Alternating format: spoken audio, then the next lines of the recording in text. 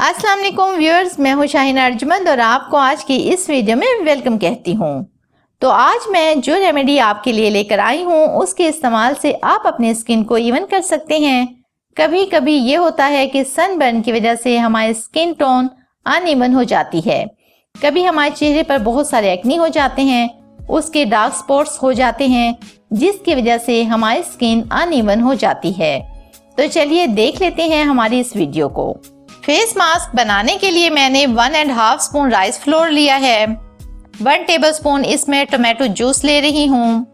आप चाहें तो इसको कद्दूकस कर लें या ग्राइंड कर लें। 1 टेबलस्पून एलोवेरा जेल लिया है। उसके बाद मैंने इसमें शुगर ऐड की है।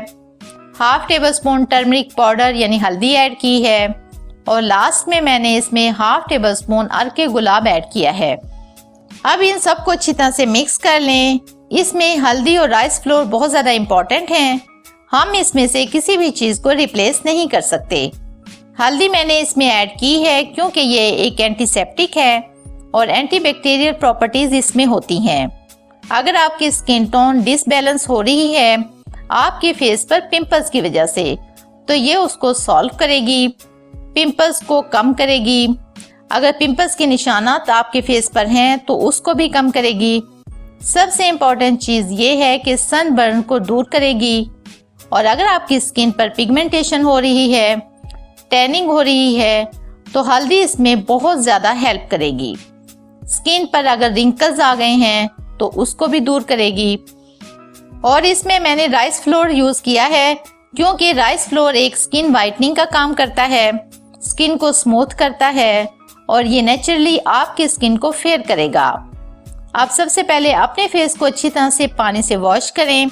इसके बाद आपने अपने फेस पर इसकी एक थिक लेयर लगानी है, इसकी पतली लेयर नहीं लगानी। इसको कम से कम 30 मिनट तक ऐसे ही लगा छोड़ दें। इसमें मैंने टोमेटो का यूज़ किया है क्योंकि टोमेटो हमारी स्किन में बहुत अच्छा ग्लो लेकर आता है।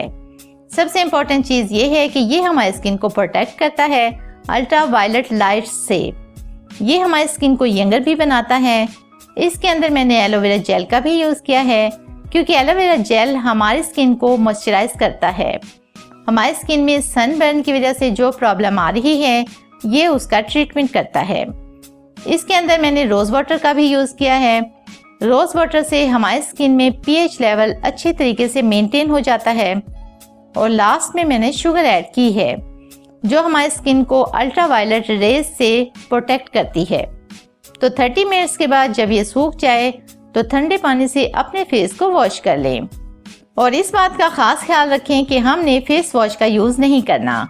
अगर आपने फेस वॉश यूज़ ही करना है तो आप बेसन की मदद से फेस वॉश कर सकते हैं।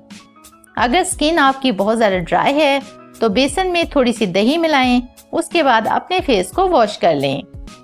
ये रेमेडी आपकी अनइवन स्किन टोन की प्रॉब्लम को दूर करेगी और आपके फेस पर बहुत अच्छा ग्लो लेकर आएगी। इसको आप खुद भी फील करेंगे। और सबसे अच्छी बात यह है कि इससे आपकी स्किन बहुत ज़्यादा सॉफ्ट हो जाएगी। आई होप आपको आज की रेमेडी पसंद आई होगी। अगर ऐसा है तो वीडियो को लाइक करें। मेरे चैनल को अभी तक सब्सक्राइब नहीं किया तो प्लीज़ कर लें ताकि आप ऐसी ही अच्छी वीडियोस आइंदा भी देख सकें। तो मिलते हैं एक नई वीडियो में, तब तक के लिए अल्लाह हाफिज़।